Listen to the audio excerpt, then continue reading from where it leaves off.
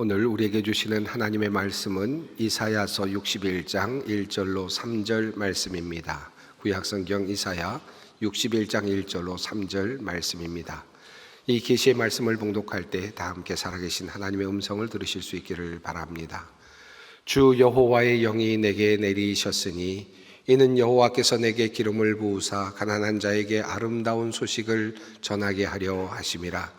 나를 보내사 마음이 상한 자를 고치며 포로된 자에게 자유를, 갇힌 자에게 노임을 선포하며 여호와의 은혜의 해와 우리 하나님의 보복의 날을 선포하여 모든 슬픈 자를 위로하되 무릇 시온에서 슬퍼하는 자에게 화관을 주어 그 죄를 대신하며 기쁨의 기름으로 그 슬픔을 대신하며 찬송의 옷으로 그 근심을 대신하시고 그들이 의의 날무 곧 여호와께서 심으신 그 영광을 나타낼 자라 일컬음을 받게 하려 하심이라. 아멘. 오늘 읽은 본문 말씀은 이사야서입니다.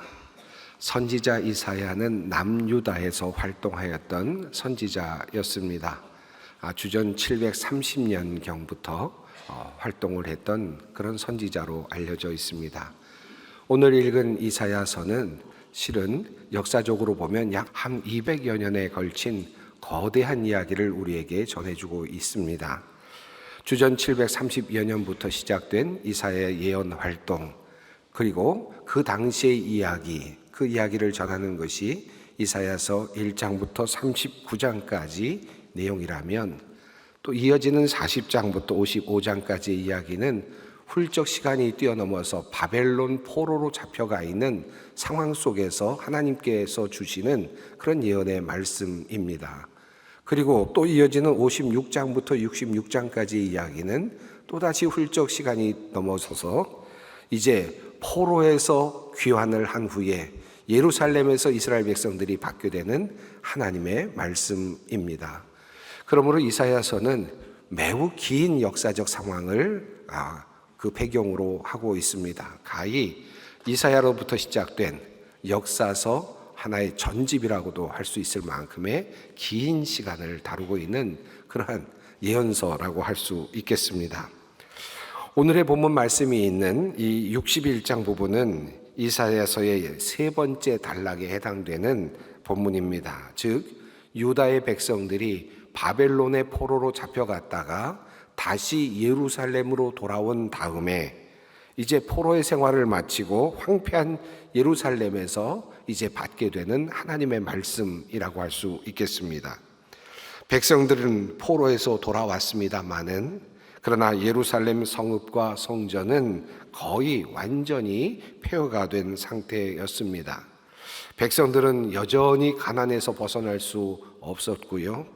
고향으로 돌아왔지만 희망을 발견할 수 없었습니다. 게다가 사회는 여전히 불의로 가득했습니다. 낙심, 절망, 그리고 슬픔으로 가득했던 그 당시의 사람들에게 하나님께서는 위로와 그리고 희망의 말씀을 전해 주십니다. 바로 오늘 본문은 바로 새롭게 이제 하나님께서 그들을 위하여 무엇을 하실지를 알려주시는 그런 내용입니다. 하나님께서 이제 기름을 부으시고 보내시는 한 사람에 관한 이야기를 전하시기 때문입니다. 주 여호와의 영이 내게 내리셨으니 이는 여호와께서 내게 기름을 부으사. 구약에서 기름을 받는 사람은 두 종류가 있었습니다. 먼저 왕, 임금님이 있었고 또 두 번째 부류는 제사장이었습니다. 그들은 하나님을 대신하는 종으로 부르심을 받고 하나님의 일을 대리하는 그런 사람들이었습니다. 자, 그런데 선지자는 이제 한 장면을 목도합니다. 어떤 한 사람이 하나님의 영으로 기름 부음을 받는 모습을 보는 것입니다. 그리고 그와 더불어 그에게 새로운 임무가 주어지는 것을 보게 됩니다. 가난한 자에게 아름다운 소식을 전하게 하려 하심이라. 나를 보내사 마음이 상한 자를 고치며 포로된 자에게 자유를, 갇힌 자에게 노임을 선포하며. 새롭게 기름 부음을 받고 보내어지는 이 사람에게 주어진 임무는 이것이었습니다. 첫째로 가난한 자에게 아름다운 소식을 전하라는 것입니다. 두 번째로 마음이 상한 자들을 고치라는 것입니다. 세 번째로 포로된 자에게 자유를, 그리고 갇힌 자에게 석방을 선포하라는 명령입니다. 그리고 그가 해야 될 일이 또 주어집니다. 여호와의 은혜의 해와 우리 하나님의 보복의 날을 선포하여 모든 슬픈 자를 위로하되, 새롭게 기름 부음 받고 보내어지는 사람에게 이제 앞에 셋과 더불어 또 다른 임무가 부여됩니다. 네 번째로 그가 받은 임무는 여호와의 은혜의 해를 선포하라는 것입니다. 그리고 또 그가 받은 임무는 하나님의 보복의 날을 선포하라는 것입니다. 여섯 번째로 그가 받은 임무는 모든 슬픈 자를 위로하라는 명령입니다. 이제 하나님은 한 사람에게 기름을 부으시고 이 척박하고 황량한 예루살렘에 거하는 거민들에게 한 사람을 보내실 것을 약속하여 주십니다. 도대체 이 사람은 누구일까요?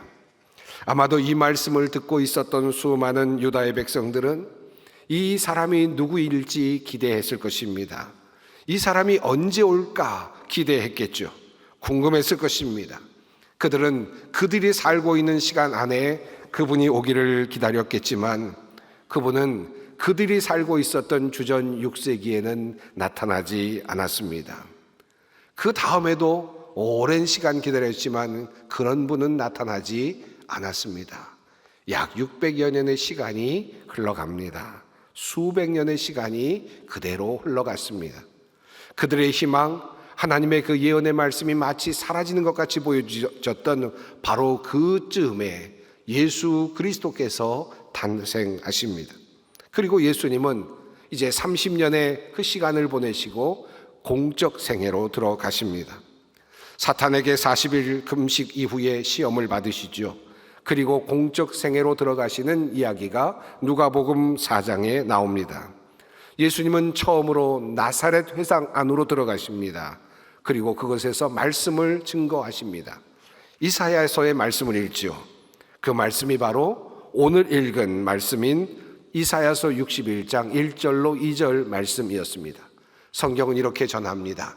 선지자 이사야의 글을 들이거늘 책을 펴서 이렇게 기록된 데를 찾으시니 곧 주의 성령이 내게 임하셨으니 이는 가난한 자에게 복음을 전하게 하시려고 내게 기름을 부으시고 나를 보내사 포로된 자에게 자유를, 눈먼 자에게 다시 보게 함을 전파하며 눌린 자를 자유롭게 하고 주의 은혜의 해를 전파하게 하려 하심이라 하였더라.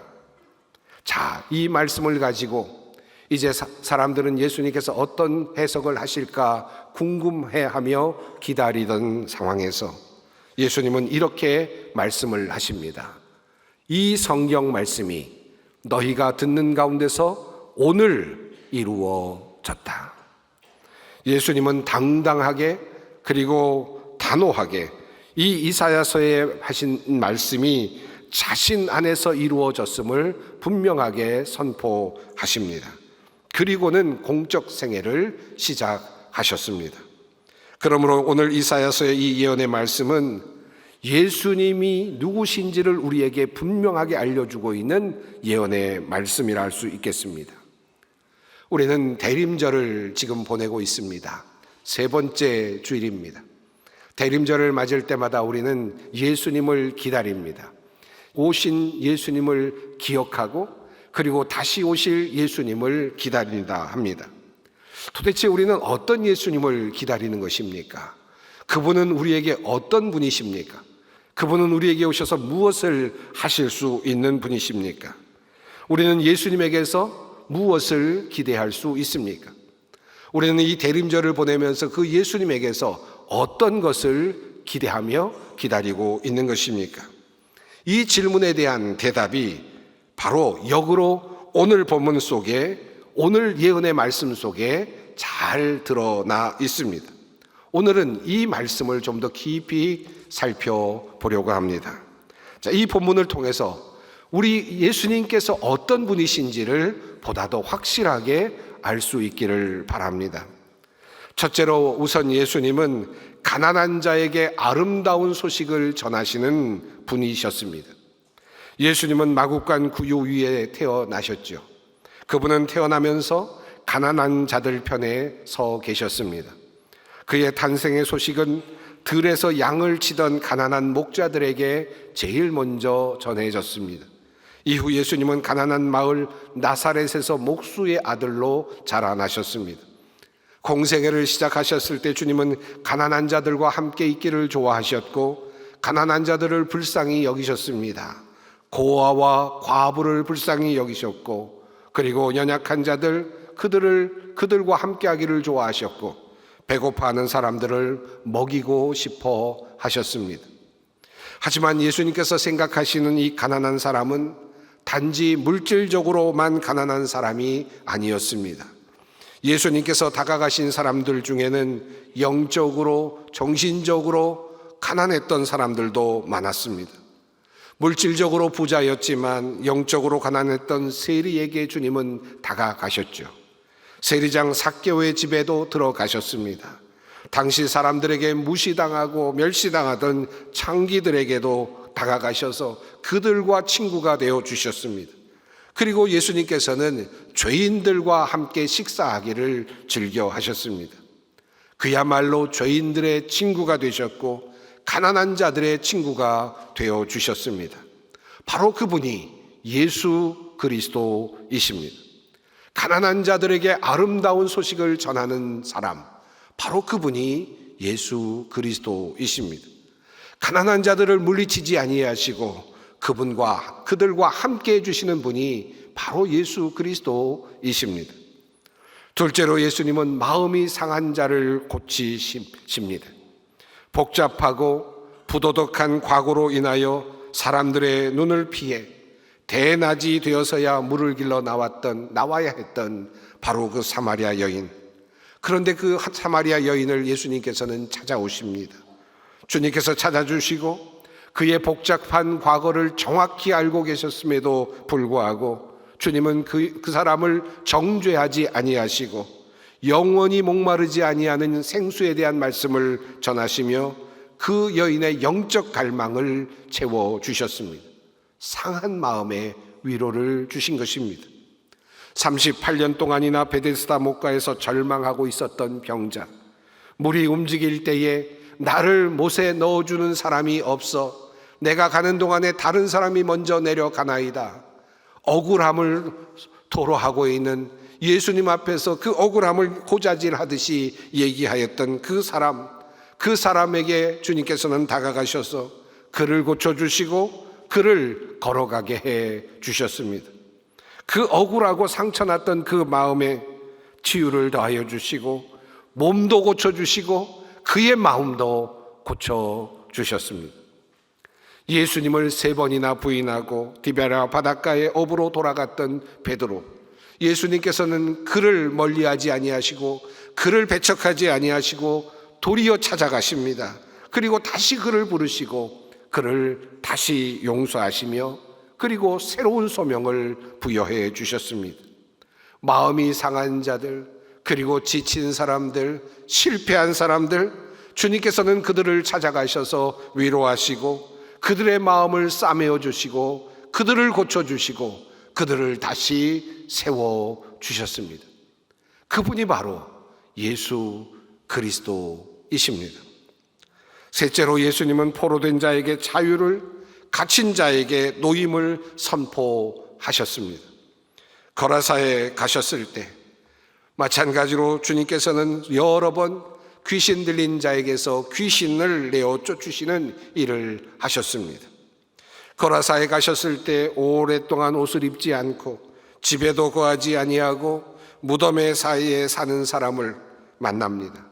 그의 이름을 물었을 때 그는 자기 이름을 군대라고 대답했습니다. 많은 귀신들이 들어가 있는 상태였습니다. 그는 지금 스스로 자신의 몸을 가눌 수 없었습니다. 스스로 자신을 조종할 수 없었습니다. 도리어 그 귀신들이 그 자신을 조종하고 있었습니다. 주님께서는 그들에게 명하여 나오라고 하시죠. 귀신들이 돼지에게 들어가서 그 돼지떼가 몰사하는 장면이 나타납니다. 그렇게 한 영혼을 구해 주셨습니다. 포로된 자에게 자유를 허락하셨습니다. 귀신 들린 사람들만 고쳐주신 것이 아니었습니다. 예수님께서는 죄의 종이 되어 살아가고 있는 우리들에게 참된 자유를 선포해 주셨습니다. 예수님께서 직접 하신 말씀입니다. 그러므로 예수께서 자기를 믿는 유대인들에게 이르시되 너희가 내 말에 거하면 참으로 내 제자가 되고 진리를 알지니 진리가 너희를 자유롭게 하리라. 진리를 알게 되면 너희가 자유롭게 될 것이다. 너희를 진정 자유롭게 하리라 라고 하는 말씀이었습니다. 그러자 사람들이 물었습니다. 그들이 대답하되 우리가 아브라함의 자손이라 남의 종이 된 적이 없거늘 어찌하여 우리가 자유롭게 되리라 하느냐 라고 이렇게 물었을 때 그때 주님께서 이렇게 말씀하시죠. 예수께서 대답하시되 진실로 진실로 너희에게 이르노니 죄를 범하는 자마다 죄의 종이라. 종은 영원히 집에 거하지 못하되 아들은 영원히 거하나니 그러므로 아들이 너희를 자유롭게 하면 너희가 참으로 자유로우리라. 예수님은 우리가 죄의 종으로 살아가고 있음을 안타깝게 여기셨고 죄의 종으로 살아가는 우리들에게 진정한 자유와 해방을 주시기를 원하셨습니다. 그리고 그 자유를 선포해 주셨습니다. 이렇듯 포로된 자에게 자유를 주시기를 원하시는 예수님의 모습은 여러 곳에서 나타납니다. 특별히 바리새인들과 서기관들이 그의 율법과 전통에 매여서 마치 그것에 종속되어 살아가는 모습을 보시면서 안타깝게 여기셨던 것도 마찬가지였습니다. 예수님은 안식일에 밀이삭을 스스로 잘라 먹으심으로 안식일의 포로가 되어 살아가고 있는 사람들에게 참된 자유를 주시기를 원하셨습니다. 안식일에 병자를 고치심으로써 모든 사람이 율법에 매여 사는 것이 아니라 하나님께서 주신 참된 자유를 누리며 살 수 있기를 원하셨습니다. 이렇듯 예수님께서는 포로된 자에게서 그 사수를 벗겨주시고 참된 자유를 선물로 주시기를 원하셨습니다. 포로된 자로서 살아가는 우리들, 그 포로된 상태의 가장 극심한 상태가 무엇일까요? 무엇보다도 예수님은 죽음의 포로 상태에서 벗어나지 못하는 인생들을 불쌍히 여겨주셨습니다. 그리고 그들로부터 이 죽음의 세력에서부터 그들을 구원해 주시기를 원하셨습니다. 죽었던 나사로를 살리시는 자리에서 예수님은 이렇게 선포하십니다. 예수께서 이르시되 나는 부활이요 생명이니 나를 믿는 자는 죽어도 살겠고 무릇 살아서 나를 믿는 자는 영원히 죽지 아니하리니 이것을 내가 믿느냐. 죽음에서 벗어날 수 없는 운명, 그 운명으로 살아가고 있는 우리들에게 오셔서 주님께서는 영원히 죽지 아니하는, 죽어도 사는, 그리고 영원히 사는 그 비밀을, 그 길로 들어서는 비밀을 열어 보여주셨습니다. 그렇게 하심으로써 죽음에 매여 살아가고 있는 우리들에게 새로운 생명의 길을 열어주시고 그 포로된 모습에서 우리를 해방시켜 주셨습니다. 바로 예수님의 그 행하신 일입니다. 그리고 예수님께서는 무엇을 하셨습니까? 예수님께서 하신 일은 은혜의 해를 선포하신 것입니다. 이것은 예수님께서 이 땅에 오신 초림의 사건과 맞닿아 있습니다. 예수님께서 이 땅에 오셔서 시작하신 일은 하나님의 은혜의 해를 선포하시는 것이었습니다. 예수님께서 이 땅에 오셔서 우리에게 활짝 열어 놓으신 것입니다. 예수님께서 이 땅에 오셔서 모든 사람들에게 마치 희년이 이른 것처럼 하나님의 용서와 회복의 때가 도래했음을 선포하셨습니다. 그리고 이 용서와 회복의 기회는 오늘까지도 우리 앞에 열려 있습니다. 예수님께서는 누가복음 5장에서 스스로 자기 자신을 죄인들의 친구로 지칭하시면서 죄인을 찾아가서 그들을 부르는 것이 자신의 사명임을 분명하게 하셨습니다. 예수께서 대답하여 이르시되 건강한 자에게는 의사가 쓸데없고 병든 자에게라야 쓸데있나니 내가 의인을 부르러 온 것이 아니요 죄인을 불러 회개시키러 왔노라. 예수님께서는 죄인들을 심판하러 오시지 않으셨습니다. 죄인들을 책망하러 이 땅에 오시지 않으셨습니다. 모든 죄를 심판하시기 위하여 이 땅에 오시지 않았습니다. 예수님께서는 먼저 이 땅에 오셔서 그 모든 죄인들과 친구가 되시며 그들을 위로하시며 그들을 깨우치시며 그들을 불러 그들의 하나님의 아들들이 되게 하시려는 일을 먼저 하셨습니다. 마가복음 2장은 이러한 사건을 우리에게 잘 알려줍니다.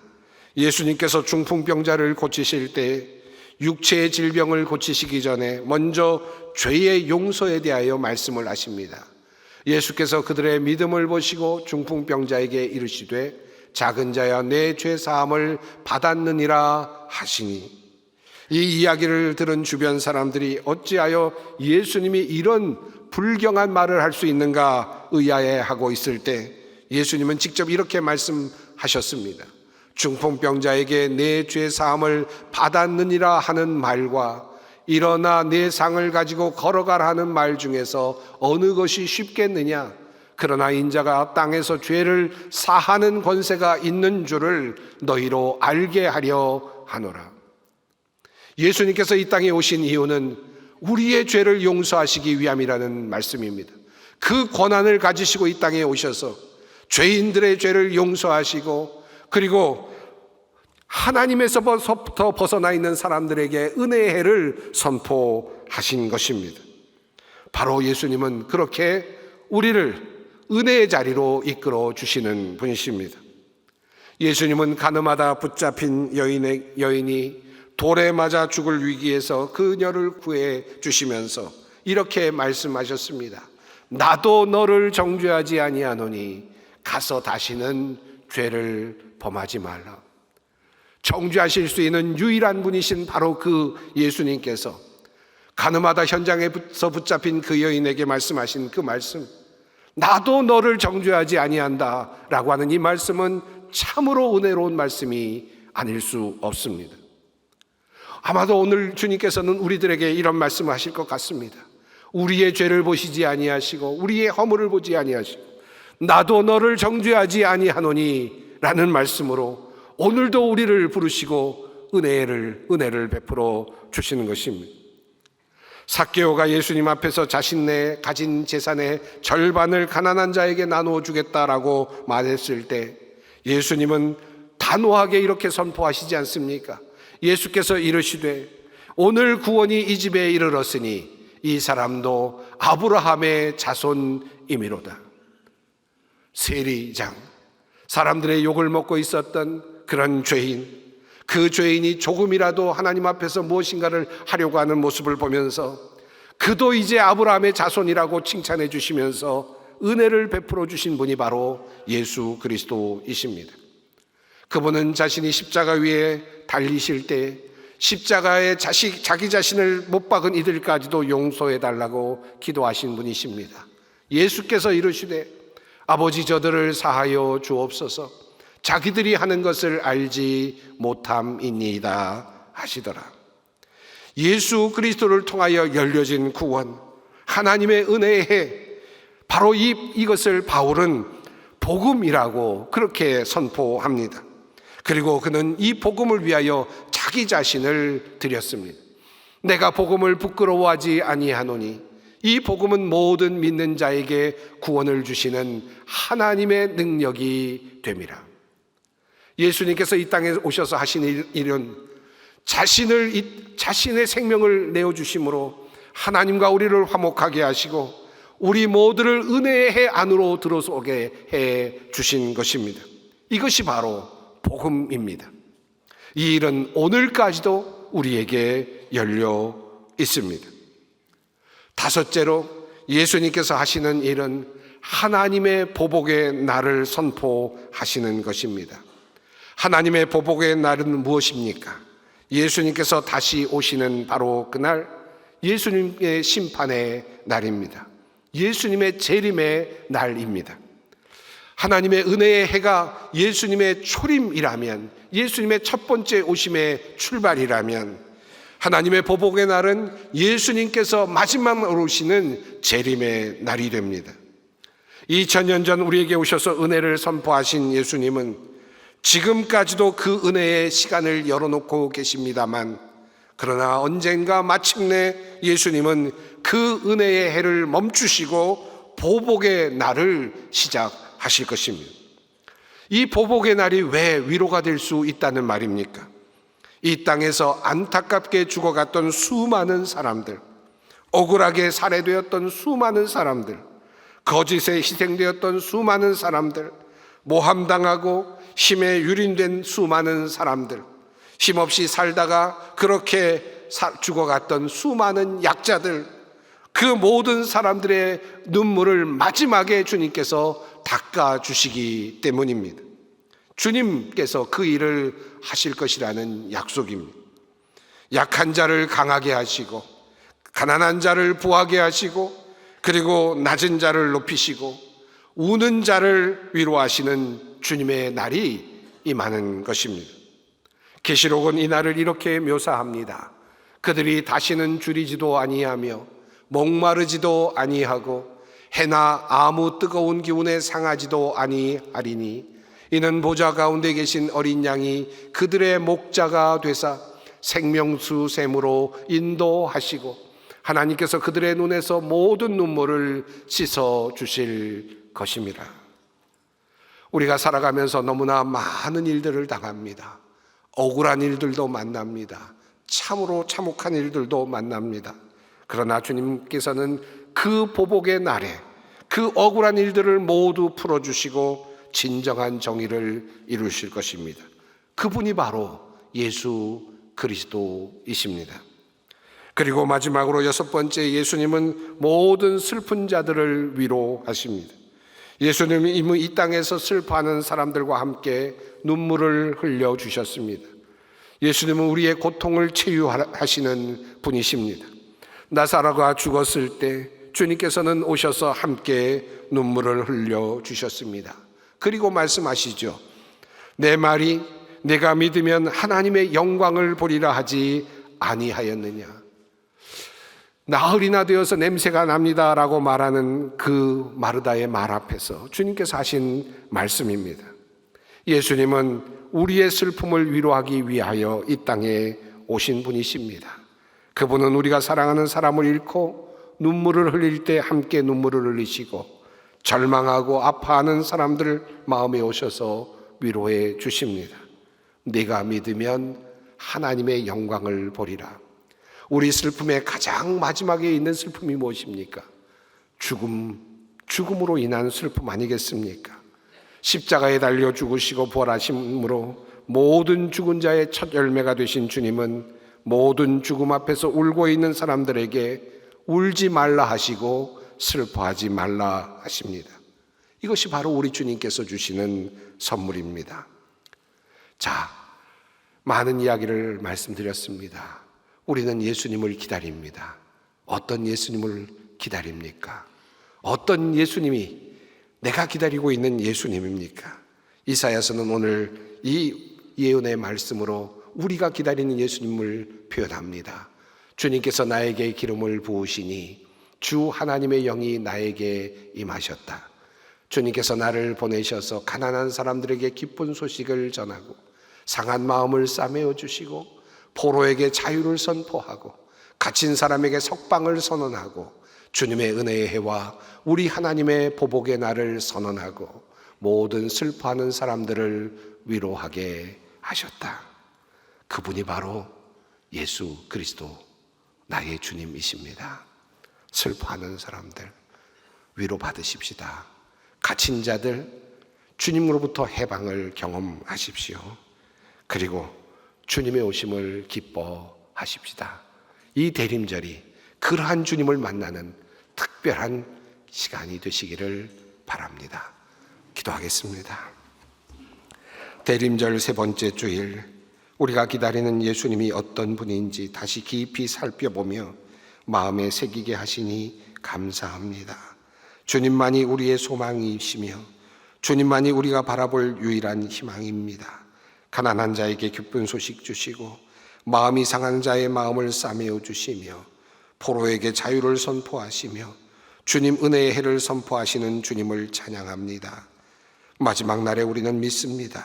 모든 억울한 자들의 한을 풀어주실 것이며 죽음 앞에서 울고 있는 모든 슬퍼하는 이들을 위로하실 것입니다. 이 주님이 나의 주님이심을 믿습니다.